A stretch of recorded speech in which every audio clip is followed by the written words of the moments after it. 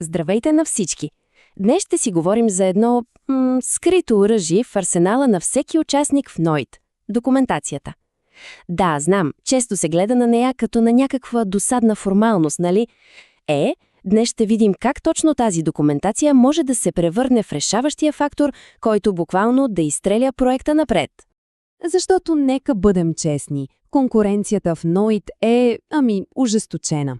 Един брилянтен проект е само половината от битката. Помислете си, преди журито изобщо да види и ред от кода, преди да цъкне където и да е, то вижда само едно нещо. И това е документацията. Именно тя е първото впечатление. И знаете какво казват за първите впечатления, нали? Те са най-важни. И тук идва ключовият въпрос, който ще ни води днес. Проектът е готов. Супер. Но как ще убедим журито, че точно този проект заслужава най-високата оценка? Отговорът, колкото и да не ни се вярва понякога, се крие точно тук, в добре написаната, ясна и супер структурирана документация. Тя е основният, ама наистина основният инструмент за убеждаване. Добре, ето го и нашият план за действие. Първо ще разнищим защо изобщо е толкова важна тази документация. След това ще я разглобим, така да се каже, раздел по раздел, за да видим как точно се пише. Ще обърнем специално внимание на онова, което носи най-много точки, ще видим и кои са червените картони, нещата, които могат да доведат до дисквалификация, и накрая ще видим как всичко това се връзва с самата защита на проекта. Да започваме. Така, защо е решаваща? Нека бъдем напълно ясни. Преди да се зареди демото, преди да се каже и една дума, журито вече си изградило мнение. И как става това? Просто като е прочел документацията. Този текст буквално отсветява цялото им възприятие. Той задава тона за оценката, която ще последва. А разликата е, от земята до небето. Представете си го. От едната страна – хаос. Може да е гениален проект, но с объркана, неясна документация. Това просто изнервя журито. От другата страна – ред. Ясен, професионален документ, който прави всичко лесно за разбиране и оценяване.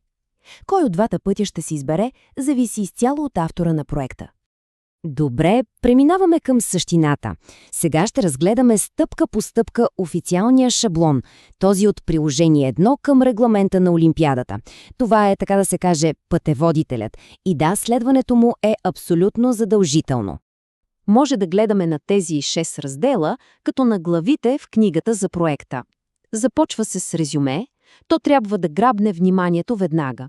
След това идват целите и анализът, архитектурата, после е месото, детайлите по реализацията и накрая имаме ръководство за приложението и един вид епилог, заключение с поглед към бъдещето.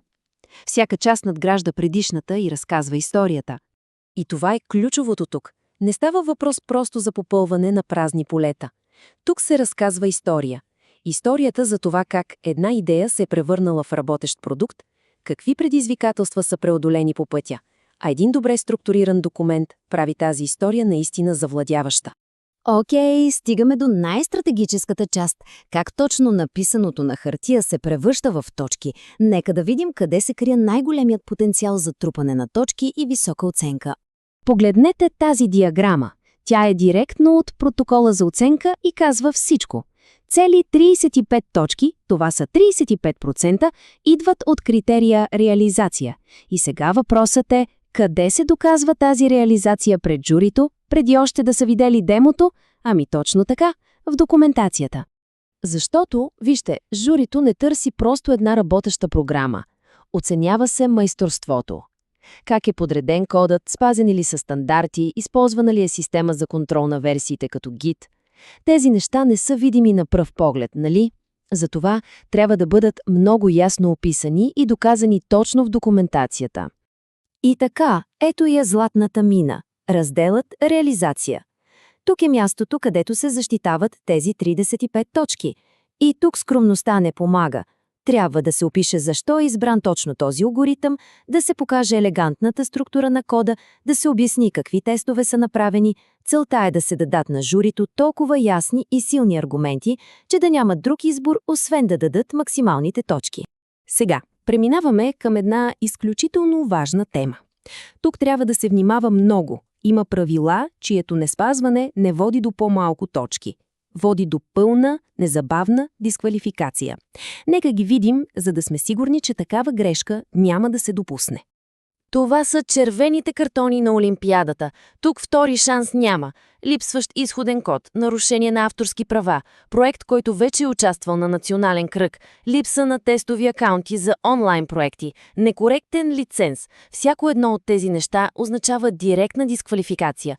Жалко е месеци труд да отидат на вятъра заради подобна техническа грешка. И нека обърнем специално внимание на лиценза. Регламентът е абсолютно категоричен. Всеки проект трябва да бъде под GNU General Public License или GPL.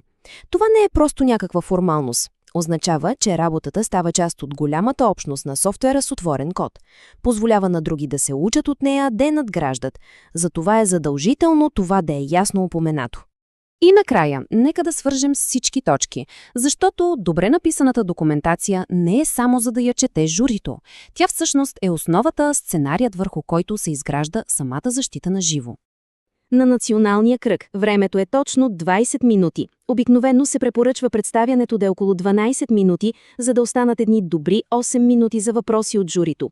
И сега, помислете, цялата структура на тази презентация. Каква е целта?